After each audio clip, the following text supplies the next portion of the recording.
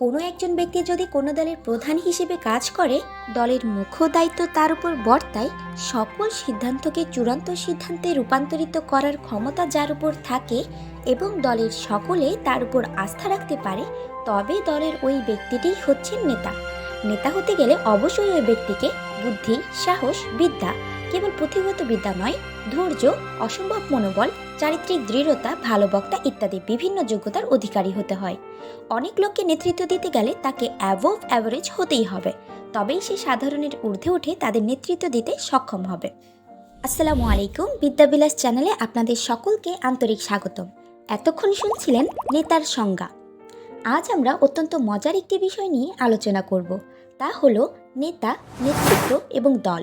তিনটি শব্দই একটি বিষয়ের মূল। আজ আমাদের আলোচনাটি হতে যাচ্ছে বিশ্বনবী সাল্লাল্লাহু আলাইহি ওয়াসাল্লামের দক্ষ নেতৃত্বের রহস্য উন্মোচনের মাধ্যমে। প্রশ্ন হতে পারে, কেন রাসূল সাল্লাল্লাহু আলাইহি ওয়াসাল্লাম? এটি প্রমাণিত সত্য যে আজ পর্যন্ত পৃথিবীর সর্বশ্রেষ্ঠ এবং সর্বাধিক গুণাবলী ধারণকৃত ব্যক্তি একমাত্র রাসূল সাল্লাল্লাহু আলাইহি ওয়াসাল্লাম।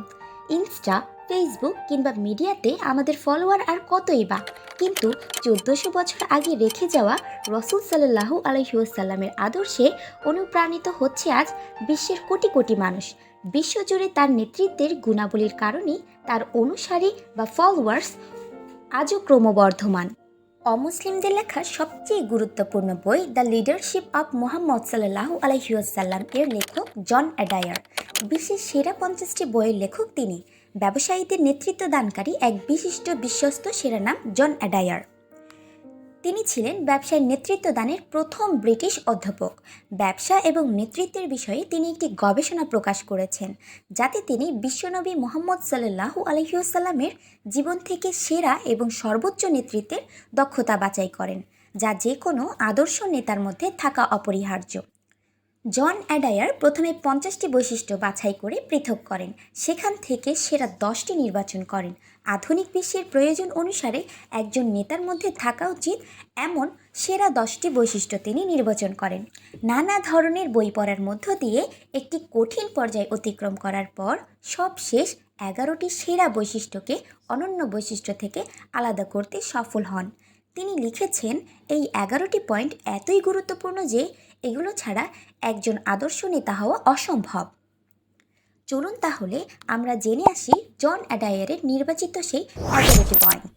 নাম্বার 1, সৎ এবং বিশ্বস্ত। একজন নেতাকে সৎ ও বিশ্বস্ত হিসেবে দলের আস্থা অর্জন করতে হবে এবং সেই দলটির রোল মডেল হিসেবে নিজেকে উপস্থাপন করতে হবে। কেননা দলের অন্যান্য সদস্যদের নেতার কমান্ড মানতে হয়। আস্থা না থাকলে তার কমান্ড ফলো করা আসলে সম্ভব নয়। যেমন রাসূলুল্লাহ সাল্লাল্লাহু আলাইহি ওয়াসাল্লাম যে কোনো পদে অধিষ্ঠিত হওয়ার পূর্বে এবং নবুয়ত প্রাপ্তির আগে ধীরে ধীরে নিজেকে আরবের ওই সমাজের একটি রোল মডেল হিসেবে উপস্থাপন করেছেন। তিনি সততা ও সত্যবাদিতার এমন একজন চমৎকার ব্যক্তিত্ব হিসেবে আবির্ভূত হয়েছেন, ইসলাম বিরোধী গোত্ররাও তার সততার সঙ্গে পরিচিত ও নিশ্চিত হন। মানুষ তার প্রতি অনেক বেশি আস্থা ও বিশ্বাস রাখতে শুরু করে। তিনি তার ব্যক্তিত্বকে কোনোভাবেই বিতর্কিত হতে দেননি। তার প্রথম বৈশিষ্ট্যই ছিল প্রতিটি বিষয়ে সততা। নাম্বার 2, ভিশন বা প্রাথমিক উদ্দেশ্য। একজন নেতাকে অনুমানের উপর নির্ভর না করে সুস্পষ্ট ধারণা নিয়ে দলকে নির্দেশ দেয়া অথবা লক্ষ্য নির্ধারণ করতে হয়। যেমন রাসূল সাল্লাল্লাহু আলাইহি ওয়াসাল্লাম এমন একজন ব্যক্তি ছিলেন যিনি কোনো দিক নির্দেশনা, লক্ষ্য ও উদ্দেশ্য নির্ধারণের সময় যদি কিন্তু এই জাতীয় শব্দের আশ্রয় নেননি, অর্থাৎ অনুমানের আশ্রয় নেননি।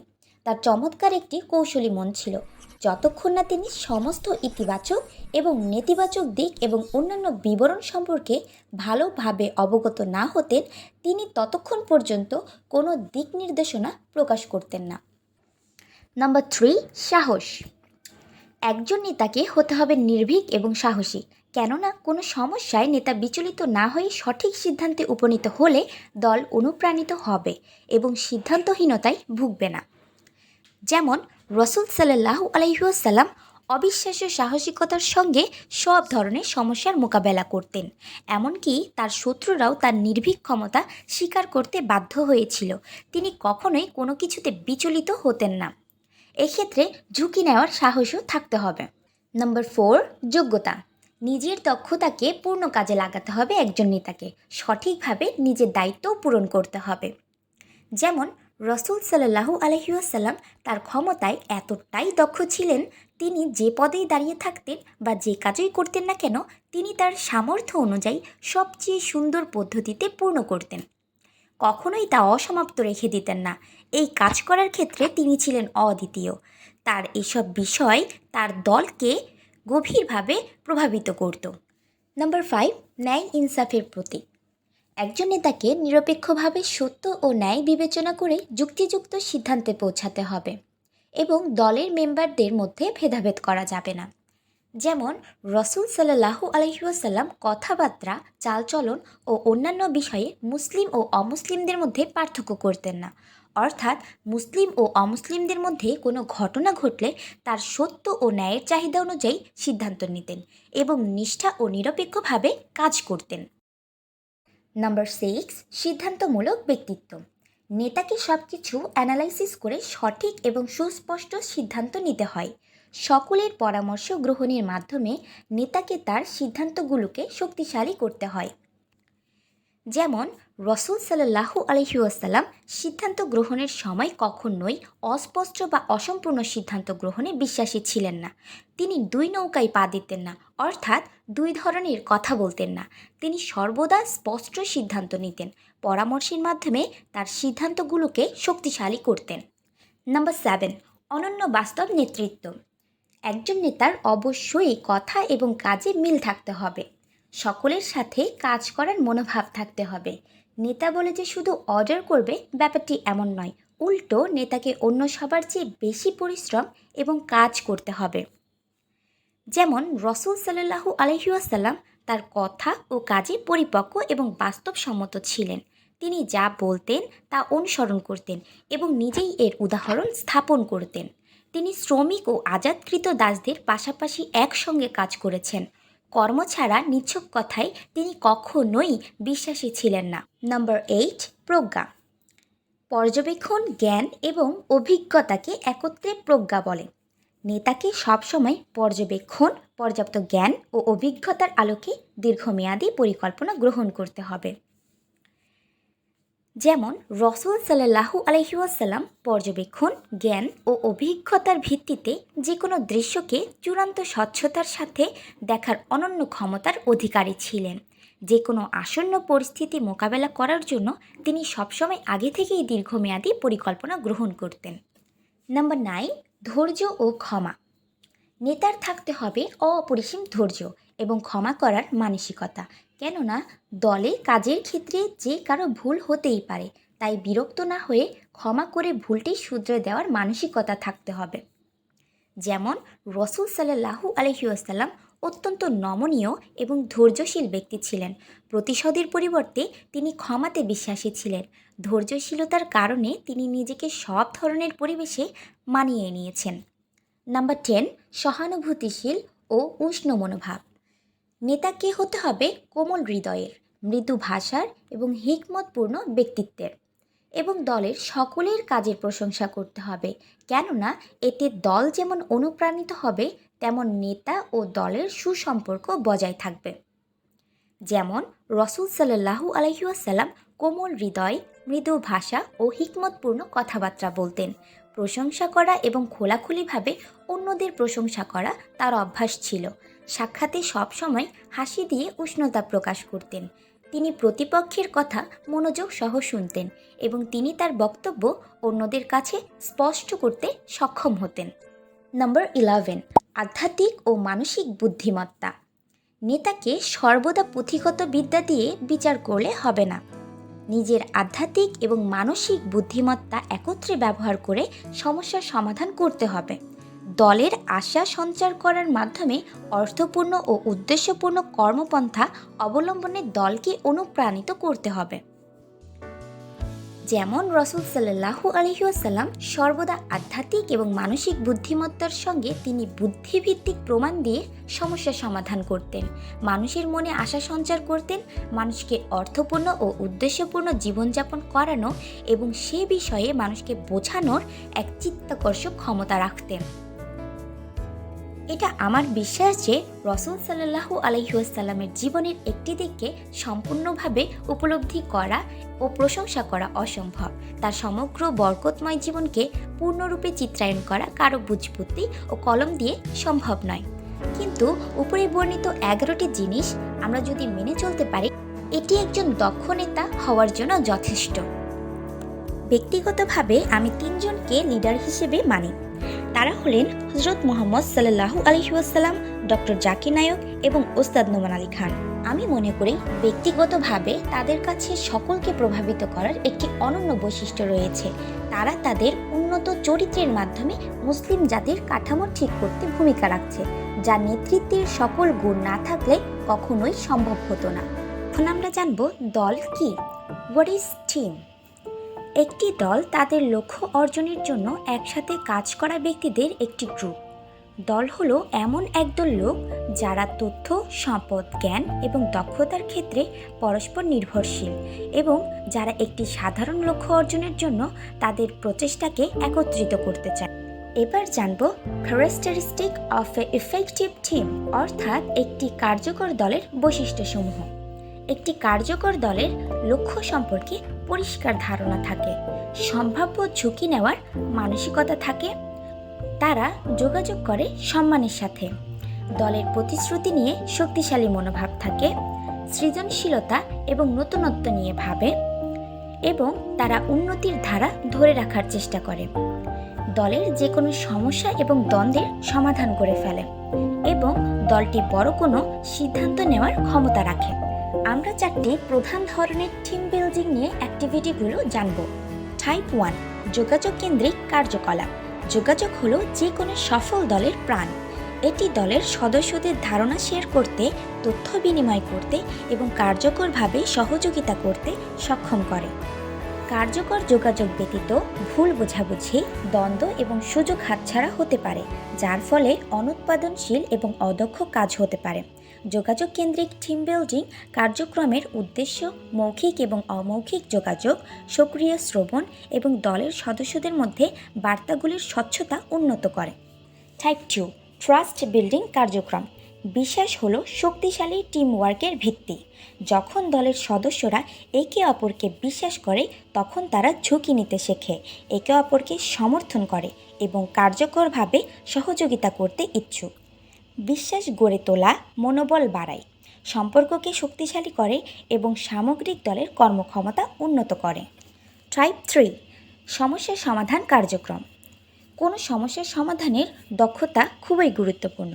সমস্যা সমাধানের দক্ষতার চ্যালেঞ্জগুলি কাটিয়ে উঠতে এবং যে কোনো দল বা সংস্থায় সাফল্য অর্জনের জন্য অত্যন্ত গুরুত্বপূর্ণ। কার্যকরী সমস্যা সমাধানের মধ্যে রয়েছে পরিস্থিতি বিশ্লেষণ করা, সম্ভাব্য সমাধান চিহ্নিত করা এবং সম্মিলিতভাবে জ্ঞাত সিদ্ধান্ত নেওয়া। এক্ষেত্রে scavengers hunt, bridge building challenge, brainstorming session রাখা যায়। টাইপ 4, সিদ্ধান্ত গ্রহণের কার্যক্রম। যে কোনো দলের সাফল্যের জন্য কার্যকর সিদ্ধান্ত গ্রহণ অপরিহার্য। যে দলগুলো একসাথে ভালোভাবে জ্ঞাত সিদ্ধান্ত নিতে পারে, তাদের লক্ষ্যগুলো অর্জন করার, পরিবর্তনগুলোর সাথে খাপ খাইয়ে নেওয়ার এবং একটি প্রতিযোগিতামূলক প্রান্ত বজায় রাখার সম্ভাবনা বেশি। এবার আমরা একটি দলের সবচেয়ে গুরুত্বপূর্ণ জিনিস জানব। 5 স্টেজ অফ টিম বিল্ডিং, অর্থাৎ একটি দল গঠনের 5টি পর্যায় রয়েছে। সেগুলো হলো ফর্মিং, স্টর্মিং, নর্মিং, পারফর্মিং এবং অ্যাডজার্নিং। পর্যায় 1 হলো গঠন, দল উন্নয়নের পর্যায়। এই পর্যায়ে যখন দলটি নতুন গঠিত হয়, দলের সদস্যরা অপরিচিত এবং অবিলম্বে কাজের জন্য সহযোগিতা করার জন্য একে অপরকে জানতে শুরু করে। এই সময়ে সদস্যরা এখনও গ্রুপের লক্ষ্য, সেই সাথে দলের প্রতিটি ব্যক্তির নির্দিষ্ট কাজগুলো স্পষ্টভাবে বুঝতে পারে না। দলটির পক্ষে ঐক্যমতের ভিত্তিতে সিদ্ধান্ত নেওয়ার জন্য এটি সবচেয়ে সহজ সময় এবং খুব কমই তীব্র দ্বন্দ্ব রয়েছে, কারণ সবাই এখনও একে অপরের সাথে সতর্ক। সাধারণভাবে দলের সদস্যরা বেশিরভাগই নতুন কাজ সম্পর্কে উত্তেজিত বোধ করে, অর্থাৎ তারা খুবই এক্সাইটেড থাকে। তারা দলে নিজেদের অবস্থানের জন্য আশেপাশের লোকদের পর্যবেক্ষণ এবং পোলিংয়ের সময় ব্যয় করবে। পর্যায় 2, স্টর্মিং অর্থাৎ ঝড়, দল উন্নয়নের পর্যায়। এটি গ্রুপের মধ্যে দ্বন্দ্বের মুখোমুখি হওয়ার পর্যায়। এটি ঘটে যখন সদস্যরা নিজেদেরকে প্রকাশ করতে শুরু করে এবং গ্রুপের প্রতিষ্ঠিত নিয়ম ভঙ্গ করতে পারে। এটি দলের জন্য একটি কঠিন সময় এবং সহজেই খারাপ ফলাফল হতে পারে। কাজের ধরন, আচার ব্যবহার, মতামত, সংস্কৃতির ইত্যাদির পার্থক্য থেকে দ্বন্দ্ব সৃষ্টি হতে পারে, অথবা সদস্যরাও অসন্তুষ্ট হতে পারে, সহজেই অন্যদের সাথে তাদের কর্তব্যের তুলনা করতে পারে বা কাজের অগ্রগতি না দেখে উদ্বিগ্ন হতে পারে। ফলস্বরূপ দলটির পক্ষে ঐক্যমতের ভিত্তিতে সিদ্ধান্তে আসা কঠিন হয়ে যায়। এই সময় নেতাকে যা করতে হবে তা হলো প্রত্যেকে একে অপরের কথা শুনে, একে অপরের দৃষ্টিভঙ্গি বোঝে এবং একে অপরের পার্থক্যকে সম্মান করে তা নিশ্চিত করে দলটিকে এই পর্যায়ে যেতে সাহায্য করতে হবে। প্রকল্পে একটি অনন্য দৃষ্টিভঙ্গি আনতে দলের সদস্যদের উৎসাহিত করতে হবে এবং সবার কাছে শেয়ার করার জন্য ধারণা থাকতে হবে। পর্যায় 3, নর্মিং, দল উন্নয়নের পর্যায়। এই পর্যায়টি আসে যখন সদস্যরা একে অপরকে গ্রহণ করতে শুরু করে, পার্থক্য গ্রহণ করে এবং তারা বিরোধগুলি সমাধান করার চেষ্টা করে, অন্যান্য সদস্যদের শক্তিকে স্বীকৃতি দেয় এবং একে অপরকে সম্মান করে। এই পর্যায়টি হলো একটি দল যখন সাধারণ নীতি এবং মানগুলোতে সম্মত হয়ে যায়, তখন দলটির নিম্নলিখিত কাজগুলো করতে হবে। সদস্যদের ভূমিকা ও দায়িত্ব সম্পর্কে স্পষ্ট হতে হবে। দলকে একে অপরের বিশ্বাস অর্জন করতে হবে। সদস্যরা গঠনমূলক সমালোচনা শুরু করবে। দল দ্বন্দ্ব এড়িয়ে দলের মধ্যে সম্প্রীতি অর্জনের চেষ্টা করবে। মৌলিক নিয়ম, সেই সাথে দলের সীমানা প্রতিষ্ঠিত ও রক্ষণাবেক্ষণ করবে। সদস্যদের একত্রিত হওয়ার অনুভূতি এবং দলের সাথে তাদের একটি সাধারণ লক্ষ্য নির্ধারণ করতে পারবে। স্টেজ 4, পারফর্মিং, টিম ডেভেলপমেন্টের পর্যায়। এটি সেই পর্যায়ে যখন দলটি সর্বোচ্চ কাজের দক্ষতা অর্জন করে। কাজটি কোনো প্রকার দ্বন্দ্ব ছাড়াই সহজে চলে। এই তথাকথিত সঙ্গে যুক্ত একটি পর্যায়ে উচ্চ কর্মদক্ষতা সম্পন্ন দল। এই পর্যায়ে পুরো গ্রুপের নিম্নলিখিত হাইলাইটগুলো থাকবে। দলটির কৌশল এবং লক্ষ্য সম্পর্কে উচ্চ সচেতনতা রয়েছে এবং বুঝতে পারছেন কেন দলকে তারা যা করছে তা করতে হবে। নেতার হস্তক্ষেপ বা সম্পৃক্ততা ছাড়াই দলের ভাগ করা দৃষ্টিভঙ্গি গঠিত হয়েছিল। দলটির স্বায়ত্তশাসনের একটি উচ্চ স্তর রয়েছে। এটি তার নিজস্ব লক্ষ্যগুলোতে ফোকাস করতে পারে এবং নেতার সাথে সম্মত মানদণ্ডের উপর ভিত্তি করে তার বেশিরভাগ সিদ্ধান্ত নিতে পারে। পর্যায় 5, অ্যাডজার্নিং অর্থাৎ স্থগিত করা। এটি দল উন্নয়নের পর্যায়। সমস্ত মজার সমাপ্তি ঘটবে, এমনকি কাজের সাথেও যখন প্রকল্প দলগুলো শুধুমাত্র সীমিত সময়ের জন্য স্থায়ী হয়। এটি বিভিন্ন পরিস্থিতিতে ঘটে। উদাহরণস্বরূপ, যখন একটি প্রকল্প শেষ হয়ে যায়, যখন বেশিরভাগ সদস্য অন্য অবস্থান গ্রহণের জন্য দল ত্যাগ করে, যখন সংস্থাটি পুনর্গঠন করা হয় ইত্যাদি। এই পর্যায়টিতে সদস্যদের একসাথে বসতে হবে, মূল্যায়ন করতে হবে এবং নিজেদের ও তাদের সতীর্থদের জন্য অভিজ্ঞতা এবং পাঠ আঁকতে হবে। এটি তাদের নিজেদের জন্য এবং পরবর্তীতে নতুন দলের যোগদানের সময় আরও ভালো বিকাশ করতে সহায়তা করতে পারে। এক্ষেত্রে একটি দলের হতাশার অনুভূতিও সৃষ্টি হতে পারে।